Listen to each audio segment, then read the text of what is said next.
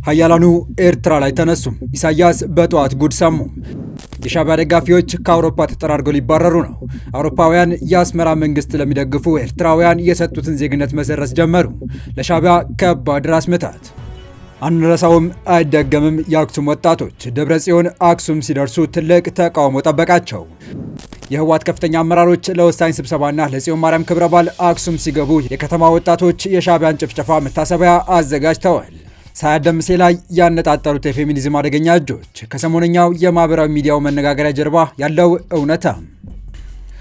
ከጫካ እስከ ቤተ መንግስት ስልጣን መንበሯን አሳልፎ ላለመስጠት ተጋድለው ያለማቱ ወንበር ላይ ፊት ያሉት ኢሳያስ አፈወርቂ እድሜያቸው ሲጨምር ሊለቃቸው ባልቻለው የሴራ ፖለቲካና ግጭት ጠማቂነታቸው ኤርትራ የምስራቅ አፍሪካዊቷ ሰሜን ኮሪያ እንድትባል አድርገዋታል። የእርሳቸው ብቻ ሳይሆን የደጋፊዎቻቸውን መለያ የሆነው በጥባጭነት ታዲያ ኃያላኑ በኤርትራ ላይ እንዲነሱ በማድረግ ከባድ መዘዝ እያስከተለ ሲሆን ዛሬም ለሻዕቢያ አስደንጋጭ መረጃ ተሰምቷል። የሻዕቢያ ደጋፊዎች ከአውሮፓ ተጠራርገው ሊባረሩ መሆናቸው የተሰማ ሲሆን ኖርዌይን ጨምሮ በርካታ አውሮፓውያን ሀገራት የአስመራን መንግስት ለሚደግፉ ኤርትራውያን የሰጡትን ዜግነት መሰረዝ መጀመራቸው ለሻዕቢያ አዲስ ራስ ምታት ይዞ መምጣቱ እየተነገረ ይገኛል። በሌላ በኩል ደግሞ የህወሓቱ ሊቀመንበር ዶክተር ደብረ ጽዮን አክሱም ሲደርሱ ትልቅ ተቃውሞ እንደገጠማቸው ተሰምቷል። የህወሓት ከፍተኛ አመራሮች ለወሳኝ ስብሰባና ለጽዮን ማርያም ክብረ በዓል አክሱም ሲገቡ የከተማ ወጣቶች አንረሳውም አይደገምም በሚል የሻዕቢያን ጭፍጨፋ መታሰቢያ አዘጋጅተዋል። እነዚህንና ሌሎች መደመጥ ያለባቸው መረጃዎችን ይዘን ተገኝተናል። ሰላም ውድ የሉል ዴይሊ ቤተሰቦች እንደምናላችሁ፣ ቻናሉን ሰብስክራይብ፣ ላይክ፣ ሼር ያደረጋችሁ እስከ መረጃዎቻችን ፍጻሜ አብራችሁን ቆዩ። በመጀመሪያም ሳያት ደምሴን የተመለከተን ጉዳይ በማስቀደም እንጀምራለን። አርቲስት ሳያት ደምሴን የተመለከቱ ጉዳዮች በማህበራዊ ሚዲያው በስፋት እየተዘዋወሩ ሲሆን ጉዳዩም ትልቅ መነጋገሪያ ጉዳይ ሆኖ ታይቷል። አርቲስቷ በአንድ የቤተሰብ ፕሮግራም ላይ የሀበሻ ቀሚስ ለብሳ እንደ ማንኛውም ኢትዮጵያዊ ጸጉሯ ላይ ሻሽ አስራ ወጥ ስትጨልፍ የምትታይበት ፎቶግራፍ በማህበራዊ መገናኛ መድረኮች ላይ ትልቅ መነጋገሪያ የሆነ ሲሆን በድጋፍና በተቃውሞ የተከፋፈሉ በርካታ አስተያየቶችም ሲሰጡ ታይተዋል።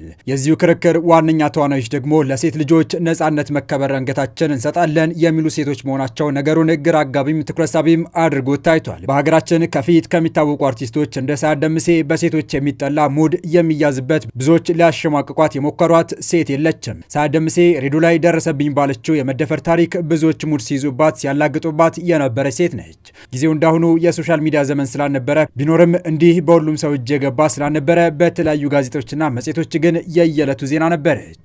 ያንን ሁሉ ተቋቁማ እዚህ ስኬት ላይ የደረሰች ሴት መሆኗ የጠሏትና የገፏት ሳይቀር እንዲያከብሯትና እንዲያደንቋት አስገድዷል።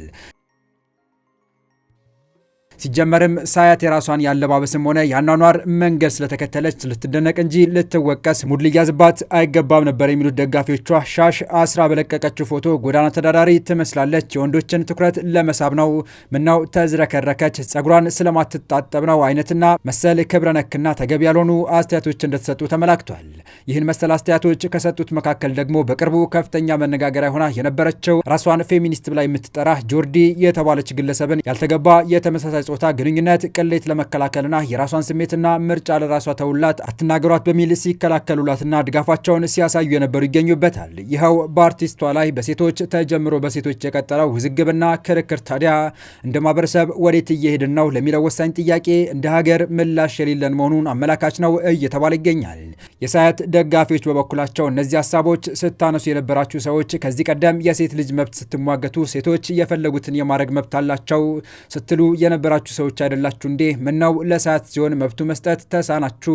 የሚል መረር ያለ ነጥብ በማንሳት የተከላከሉላት ሲሆን አከል አድርገውም እንደፈለገች ብትለብስ እንደፈለገች ብትኳኳልም ባትኳኳልም መብቱ አይደለም ወይ ነው? ወይስ አጭር ቀሚስ አድርጋ የውስጥ ልብሷንና እርቃኗን ለማሳየት ለምትጋጋጠው ሴት ብቻ ነው ጥብቅና የምትቆሙት? የሚል ጥያቄ አንስተው ነገሩን ከቅናትና የበታችነት ስሜት የመነጭ አድርገው ሲገልጹት ታይተዋል። በአንድ ወቅት አርቲስቷ ሳያት ደምሴ እንዲህ ብላ ነበር። በመጽሐፍ ቅዱስ የመጀመሪያው ነገር ልጄ ሆይ ሰው ሁን ነው። ወንድ ሴት ሳይሆን ሰውነት መሆን የመጀመሪያው። ልክ ራስሽን ሰርተሽ ስትጨርሺ በሌሎች ሀሳብ አትሞይ። ራስሽ በሰራሹ ሀሳብ ብቻ ነው የምትሞይው። ዋጋሽን የምትመዝኝው አንቺ ነሽ። ዘርሽ፣ ብሔርሽ፣ ሀብትሽ፣ ሃይማኖትሽ አይደለም፣ አንቺ ነሽ። ልክ ይዘሽ የምትመጪው ማንነትሽ ነው የሚወስነው። ለራስሽ ዋጋ ስትሰጪ ደግሞ የሰው ዋጋ ይገባሻል። በቀጣይ መረጃ የህወሓት ሊቀመንበር ዶክተር ደብረጽዮን አክሱም ሲደርሱ ትልቅ ተቃውሞ እንደጠበቃቸው ተሰምቷል። የህወሓት ከፍተኛ አመራሮች ለወሳኝ ስብሰባና ለጽዮን ማርያም ክብረ በዓል አክሱም ሲገቡ የከተማው ወጣቶች አንረሳውም አይደገምም በሚል የሻዕቢያ ጭፍጨፋ መታሰብ አዘጋጅተዋል። የህወሓት ከፍተኛ የፖለቲካና ወታደራዊ መሪዎች ከትላንት ምሽት ጀምሮ አክሱም ከተማ መግባታቸው ተሰምቷል። የጉዟቸው ምክንያት ሁለት መሆኑም ተነግሯል። በአንድ በኩል ወቅታዊ የክልሉና ሀገራዊ ብሎም ቀጠናዊ ጉዳዮችና የኃይል አስተላለፎች ላይ አስቸኳይ ዝግ ስብሰባ ለማድረግ ሲሆን በሌላ በኩል ደግሞ ነገ የሚከበረውን የጽዮን ማርያም ዓመታዊ ንግስ ክብረ በዓል ለመሳተፍ እንደሆነም ታውቋል። ደብረጽዮንና ቡድናቸው አክሱም ሲገባ ግን ህወሓትና ሻዕቢያ የጀመሩት ጽምዶ የተባለ ግንኙነት የሚቃወምና ጥያቄ ውስጥ የሚያስገባ ነው የተባለለት መርሃ ግብር ተዘጋጅቶ ጠብቋቸዋል። የኤርትራ ጦር በአክሱም የፈጸመው እልቂት ሶስተኛ ዓመት በተዘጋጀው በዚሁ መድረክ ላይ የተገኙት የአክሱም ከንቲባ ቱኩ ኃይሌ ድርጊቱ መቼም ቢሆን የማይረሳና መደገም የሌለበት ሲሉ ተናግረዋል። ከንቲባው ይህንን የተናገሩት በከተማው መዘንጋት ወይም መደገም የለበትም በሚል መሪ ቃል በተካሄደው የ10 ኪሎ ሜትር ሩጫ የመክፈቻ ስነ ስርዓት ላይ በተገኙበት አጋጣሚ መሆኑም የትግራይ አክቲቪስቶች ካሰራጯቸው ዘገባዎች መረዳት ተችሏል።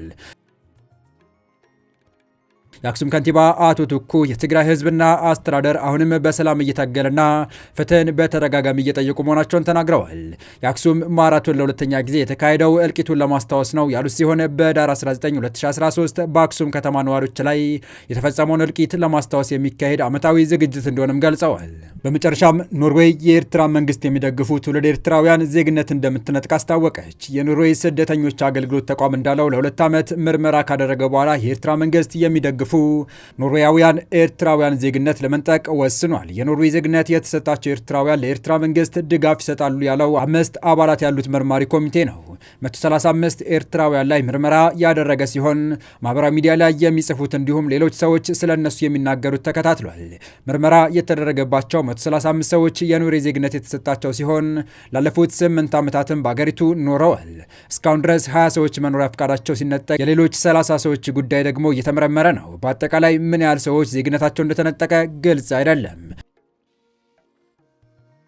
በኖርዌይ ሕግ መሰረት በአገሪቱ ጥገኝነት የጠየቁ ሰዎች የሚሰጣቸው የመኖሪያ ፍቃድ ወይም ዜግነት ሊነጠቅ ይችላል። የመኖሪያ ፍቃድ ወይም ዜግነት የተሰጣቸው ስደተኞች አንዳች ስህተት ከተገኘባቸው ውሳኔው ሊቀለበስ እንደሚችል ሕጉ ይደነግጋል። የኖርዌይ መንግስት የትውልድ ኤርትራውያን የመኖሪያ ፍቃድ ወይም ዜግነት ሲነጥቅ የአሁኑ ለመጀመሪያ ጊዜ ነው። ኤርትራውያን በትውልድ ሀገራቸው ሳሉ ለግዳጅ ውትድርና፣ ለስርዓት፣ ለብዝበዛና ለስቅይት እንደሚጋለጡ በመጥቀስ በኖርዌይ ጥገኝነት ከጠየቁ በኋላ ለኤርትራ መንግስት ድጋፍ እንደሚሰጡ ተገልጿል።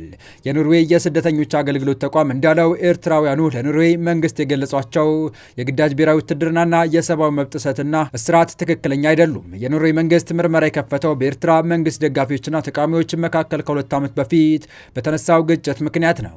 በዚህ ግጭት ውስጥ ተሳታፊ ከነበሩ ኤርትራውያን አንዱ እንደ አውሮፓውያን አቆጣጠር በ2013 በኖርዌይ ጥገኝነት ያገኘ ግለሰብ ነው። የኖርዌይ የስደተኞች አገልግሎት ተቋም እንዳለው ትውልደ ኤርትራውያኑ ላይ የተካሄደው ምርመራ በዋናኝነት ያተኮረው ለመንግስት ድጋፍ በሚሰጡት ላይ ነው።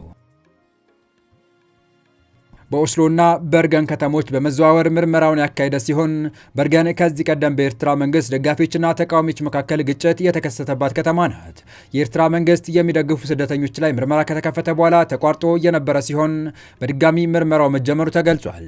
ከአውሮፓውያኑ አዲስ ዓመት በኋላ የኤርትራውያኑ ይግባኝ እንደሚታይ የኖርዌይ ስደተኞች አገልግሎት ተቋም አስታውቋል። በምርመራው ወቅት ስደተኞቹ ለምን የጥገኝነት ጥያቄያቸው ተቀባይነት አገኘ፣ ለምን የሸሹትን መንግስት ይደግፋሉ የሚሉትም መፈተሻቸው ተገልጿል።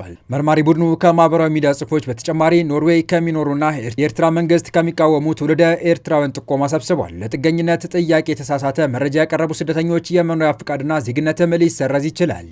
ወደ እስራኤል በህገወጥ መልኩ የገባና የኤርትራ መንግስት በመደገፍ ይታወቃል የተባለ ኤርትራዊ ባለፈው ወር ወደ አገሩ መባረሩ የእስራኤል መገናኛ ብዙሃን መዘገባቸው ይታወሳል።